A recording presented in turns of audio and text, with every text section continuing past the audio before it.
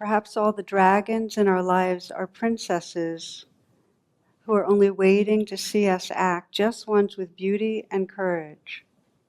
Perhaps everything that frightens us is, in its deepest essence, something helpless that wants our love. So we'll examine more together now. How do we come into an intimate and wise relationship with our inner life? How do we encounter the dragons and wake up in the process versus being possessed or turning into being at war with ourselves? Some of you have already heard of this very pivotal point in the mythology of the Buddha that I've always found so instructive in working with our inner life. And as some of you know, as the story goes, Mara is the god of greed and hatred and delusion. Mara is really the shadow side. Another way of saying it is Mara is the different forms the dragons take in our inner life that are challenging. So the Buddha had a mythological encounter with the god Mara, which is really like saying he had to be with his own challenging emotions. Okay? And through the night of his awakening under the Bodhi tree, the Buddha encountered all the different versions of Mara, the craving and the lust and the passion and the desire and the fear and the hatred and so on. And he met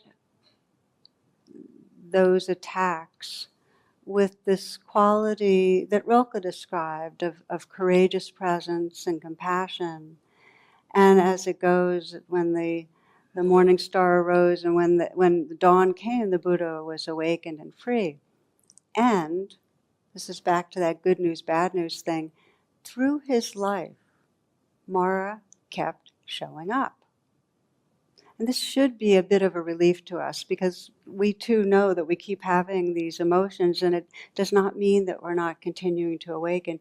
It just means that they're very strong conditionings in this human nervous system. So Mara kept arising. And so the Buddha would be holding forth in some way, giving a talk in a big meadow, and there'd be many people there, and Mara would be lurking around the edges. And Buddha's loyal attendant and follower, Ananda, would come up to him and a little bit panicked. He'd say, "Oh my gosh, Mara's here, what should we do?" And the Buddha kind of told him to calm down, like, "Chill, Ananda, it's okay." He'd go to Mara directly. He'd look at him and he'd say, "I see you, Mara. Come, let's have tea." I love to share this because for me it's over and over again a reminder of this most powerful and beautiful way that when the very natural risings of reactivity come in us, that it's possible to pause. And instead of either getting possessed by the emotion or being at war with ourselves and ashamed that it's happening, there's this fresh possibility that really frees us, where we can just say, "Okay, I see it. Okay, I see this jealousy. I see this hurt. I see this fear or this aggression. Come, let's have tea. It's a befriending. Let me be with you. Let me investigate and find out more about you. Let me bring some kindness to this." I thought I'd share with you a very recent experience that I had. Some of you know, I went to a silent retreat up in New England for a week, about 3 weeks ago. And it's inevitable that the dragons or Mara always appear on retreats. It's just part of a retreat experience. So I wasn't surprised that it happened.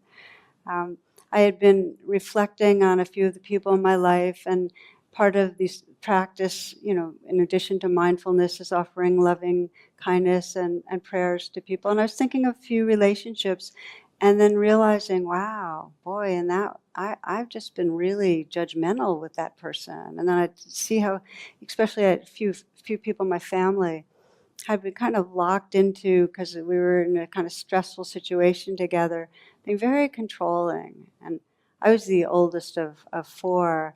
And so my role in the family was kind of being the dominant, bossy one, and carried over into my adult life in small little, increasingly subtle ways.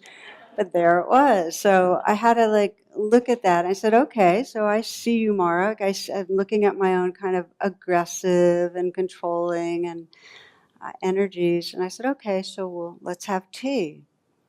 And immediately as I started saying, okay, we're going to have tea, I realized, well, I wasn't having tea just with the aggression or judgment towards others. I was actually filled with self-aversion for still living out this judgmental, controlling self. So that was the dragon, okay? The dragon was self-aversion. So there I was on my zafu and just saying, okay, we're going to have tea with this self-aversion. And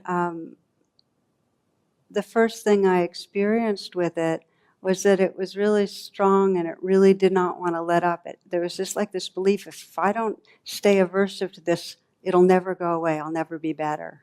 I don't know if any of you have ever had that experience, but I'm going to judge it into death, but that doesn't work. So I started, remember again Rilke saying, that these dragons are really princesses in disguise, something helpless and vulnerable. So I started deepening my attention, like what's really inside this self-aversion. And I could sense that inside this self-aversion was a sense that because of the way I am, because of this aggressiveness, I'm unlovable. It was this thing of, how could anyone love me if I'm like this? So the self-aversion underneath it was a sense of unlovable. And as I allowed myself to, again, having tea means that you're really feeling what's there. It's very embodied. It's not a witness from a distance. So I was feeling, okay, this fearful, unlovable place, the vulnerable place. And the more I let myself feel it, I could sense that the message that was coming from that unlovable place, it was kind of a calling or a prayer. It was like saying, please love me. So I was getting down to where that real tender place is. And as soon as I could feel that longing, under the self-aversion, that longing to feel loved, when I could feel that, that's when love started to be more available. And I actually had an image that I'll share with you, that the whole field around me was this kind of tender presence, and that in some way I was being kissed on the forehead, and in some way the message was, you're lovable, it's okay. It had that quality of some of my own awakened heart, or some bodhisattva of compassion in some way blessing me with love.